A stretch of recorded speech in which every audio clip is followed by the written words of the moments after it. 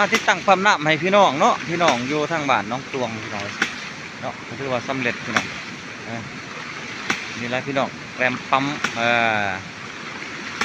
เอาน้ำจากที่ต่ำไปสู่ที่สูงพี่น้อง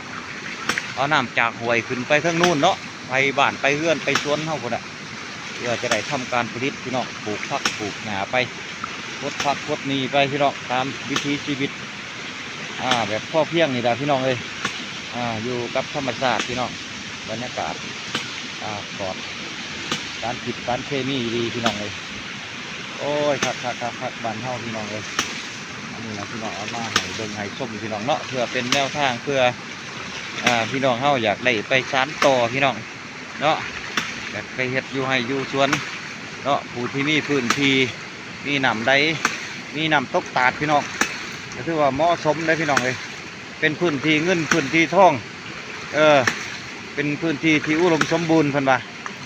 เนาะพี่น้องเนาะเป็นพื้นที่ที่สามารถออกหมากออกดอก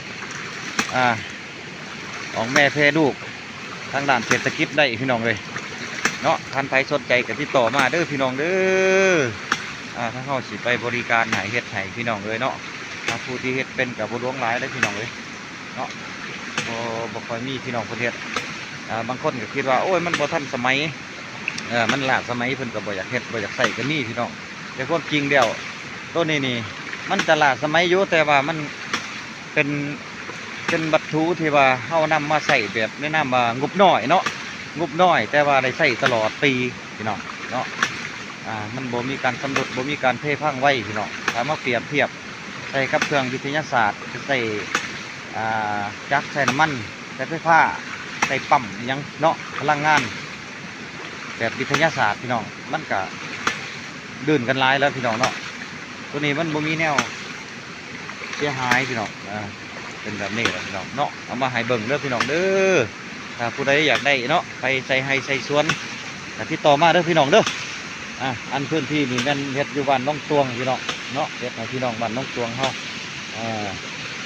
ให้เบิ่งพี่น้องเอาคลิปนี้ก็มีเท่านี้เด้อพี่น้องเด้อขอบอกขอบใจพี่ใด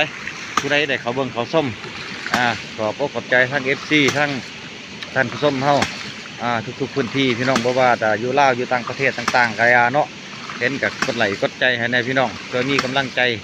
สร้างคอนเทนต์สร้างไอเดียสร้างคลิปใหม่ๆขึ้นมาให้เบิ่งให้ส้มอีกเนาะพี่น้องเนาะเอาคลิปนี้ก็สิมีเท่านี้เด้อพี่น้องเด้อขอบใจได้หลายซ้ำนี่ก็ขอให้ได้ใช้ทนท่านเงานานตลอดปีตลอดไปเด้อพี่น้องเด้อให้ได้คุ้มค่ากับราคากับเงินกับทองเพิ่นลงทุนให้เฮ็ดให้